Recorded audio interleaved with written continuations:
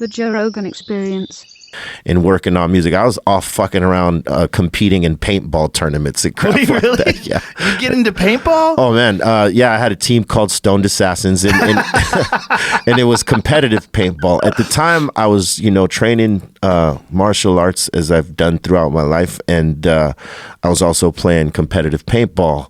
What kind of martial arts were you doing? Shotokan. I started off with Taekwondo, and I got sort of, it's like, it was the dojo was cool, and I was progressing quickly, but I sort of fell out with the master there with the Sifu or whatever.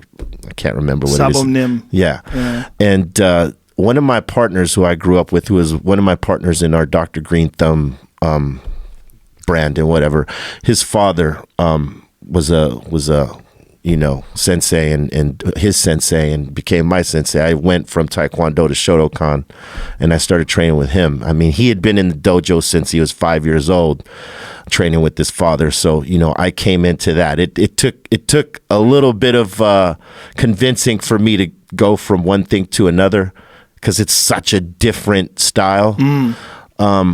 But, I adapted to it and I liked it, and it was very different, less flash, but is very disciplined. And his father, he was, born in Japan, raised out there, and he their shit is kind of different. They go to martial arts universities, and they get degrees in different martial arts, so they can go and take Hapkido and Jiu-Jitsu and Shotokan and all this, and get their degrees. They work their way up in the belt system and all that stuff, but they become teachers through that university, I guess. That's fascinating. And his father was one of the guys in one of the federations that he's one of the 3 or 4 senseis that have to come in and give you the black belt when you actually get it. Yeah, what was it? SKFA or something like. I got it. Shotokan Karate Federation, something like that. Yeah, something like that. Yeah. So you could imagine when Lyoto Machida came on the scene, we were like, someone representing the style that, we were training under anyway. Yeah, a lot of people got excited when he came about. He was really the first guy to legitimize karate in the modern era of mixed martial arts. He showed, if you could do all those other things, if you could stuff takedowns and you knew submissions and all those things on top of that. You could live. Yeah, you could do it in a weird way that people didn't really understand his timing. Yeah. Wonder Boy Thompson's similar to that too. It's got a weird timing. Weird timing. It's and then the feints with the hips.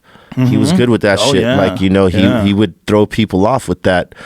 And I just happened to go see his fight against Rashad Evans. Oh shit. And man, it surprised all of us. We thought he would win, but we didn't know he would win in that fashion. Yeah, he was something special. Yeah. And he's over at Bellator now, right? With his brother. His brother Chinzo's been over there for a while.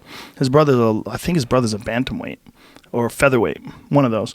But I think it's good to go from Taekwondo to other styles, because Taekwondo gives you a lot of dexterity. You learn how to move your legs easily. Yes, absolutely. It's a good foundation. Yeah, it's a good way to start off. It's good for little kids too. For sure. That doesn't, there's not a lot of head contact or not coordination as much. too. Yeah. Yeah, and then when you learn, if you really actually want to fight, you want to learn Muay Thai and all those other things, you have way quicker legs. Yeah. They just move better. Yeah. For me, I was never good with all those flashy kicks like that. So, you're a big dude. Yeah, it was harder for me, Taekwondo. Like the Shotokan was definitely hard, but it was more suited for someone my size. It's a hard style. Shotokan's a hard style. It is, it's a good man. style. And he when he was training us, he would not let up, because be real's here, let me go light on him. Nah.